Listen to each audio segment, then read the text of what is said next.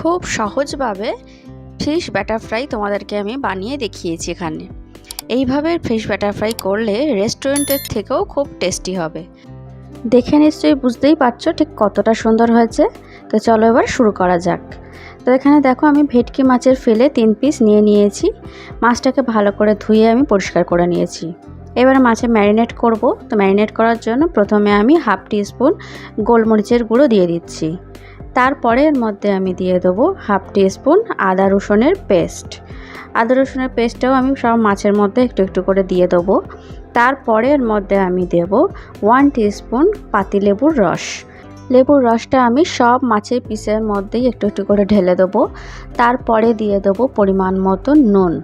নুনটাও সব মাছের উপরে আমি একটু একটু করে ছড়িয়ে দিয়ে দিচ্ছি, নাহলে এক জায়গায় হয়ে গেলে মাছটা মাখাতে অসুবিধা হবে। তারপরে দিয়ে দিলাম আমি হাফ টিস্পুন মতন চিলি ফ্লেক্স।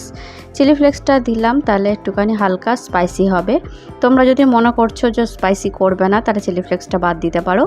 আবার রসুন আর আদার সঙ্গে একটা কাঁচা লঙ্কাও পেস্ট করে একেবারে দিতে পারো, যেটা ইচ্ছা সেইভাবেই করতে পারো। তারপরে আমি মাছটাকে ভালো করে সব কিছু মশলার সাথে মাখিয়ে ম্যারিনেট করে রেখে দিলাম 20 থেকে 25 মিনিট। তারপর একটা ব্যাটার তৈরি করব। ব্যাটারের জন্য আমি একটা ছোট বাটির 1 বাটি নিয়ে নিলাম ময়দা, তারপরে হাফ বাটি নিয়ে নিলাম কর্নফ্লোর পাউডার, আর দিয়ে দিচ্ছি হাফ টিস্পুন বেকিং পাউডার, আর সঙ্গে দিয়ে দিচ্ছি হাফ টিস্পুনের থেকেও কম বেকিং সোডা বা খাওয়ার সোডা। তারপরে দিয়ে দিলাম হাফ টিস্পুন রসুন আদার পেস্ট, তারপরে দিয়ে দিচ্ছি হাফ টিস্পুন গোলমরিচের গুঁড়ো, আর তারপরে দিয়ে দিচ্ছি পরিমাণ মতন নুন। এবারে দিয়ে দিচ্ছি হাফ টিস্পুন মতন চিলি ফ্লেক্স।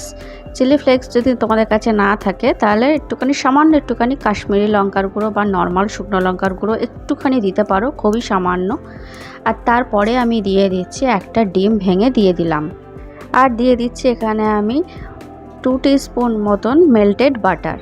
যেহেতু এটা ফিশ ব্যাটার ফ্রাই বা ফিশ বাটার ফ্রাই, তো বাটারটা অবশ্যই দিতে হবে, আর মেল্টেড দিলেই ভালো হয়। তাহলে যে মিক্সারটা যেটা তৈরি করা হবে সেইটা করতে সুবিধা হবে।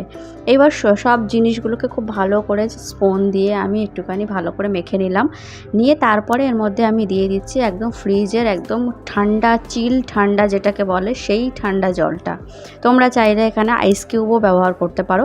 আমি একদম ঠান্ডা জল যেটা ফ্রিজের সেই জলটাই ব্যবহার করেছি এখানে। সেই জলটা দিয়ে খুব ভালো করে মিক্সারটাকে মিক্স করে নিচ্ছি। দেখতেই পাচ্ছ একভাবে কিন্তু স্পুনটাকে আমি চালিয়ে যাচ্ছি, চালিয়ে একটা স্মুথ একটা দেখো আমি ব্যাটার তৈরি করে নিয়েছি, একদম স্মুথ হয়ে গেছে। এইবারে আমি ব্যাটারটা দেখো রেখেছি। এইবারে একটা একটা করে মাছ ব্যাটারের মধ্যে ভালো করে এপিট ওপিট ভালো করে একটুখানি ব্যাটারে লাগিয়ে নেব, নিয়ে তারপরে আমি তেলে ফ্রাই করব। তো এখানে দেখো আমি সাদা তেল খুব ভালো করে গরম করে নিয়েছি। তেলটা কিন্তু খুব ভালো করে গরম করে নিতে হবে, একদম ধোঁয়া উঠবে সেইরকমভাবে গরম করে নিতে হবে প্রথমে। তারপরে একটু গ্যাসটা কমিয়ে তেলটাকে হালকা একটু ঠান্ডা করে নিতে হবে, কারণ অতিরিক্ত গরম তেলের মধ্যে যদি মাছটাকে ছেড়ে দাও তাহলে কিন্তু বাইরে থেকে কালার এসে যাবে, কিন্তু মাছটা কুক হবে না।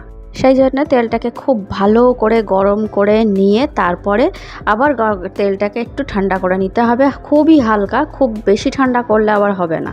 হালকা যে খুব প্রচণ্ড ধোঁয়া উঠছিল সেই ধোঁয়াটা যাতে বন্ধ হয়ে যায় সেই রকম অবস্থায় মাছটা ছাড়তে হবে। তো দেখলে আমি 2 পিঠই ভেজে নিলাম লালচে করে, খুব সুন্দর করে ভাজা হয়ে গেছে। আমি আরও একটা করে দেখিয়ে দিচ্ছি। এটা কিন্তু অসম্ভব খেতে ভালো হয়, অবশ্যই একবার এইভাবে ট্রাই করো, তোমাদের কিন্তু খুব ভালো লাগবে। তো ভিডিওটা ভালো লাগলে লাইক করে দিও, আমার চ্যানেলটা সাবস্ক্রাইব করে দিও। তাহলে আজকের মতন টাটা, দেখা হবে আবার নেক্সট ভিডিওতে।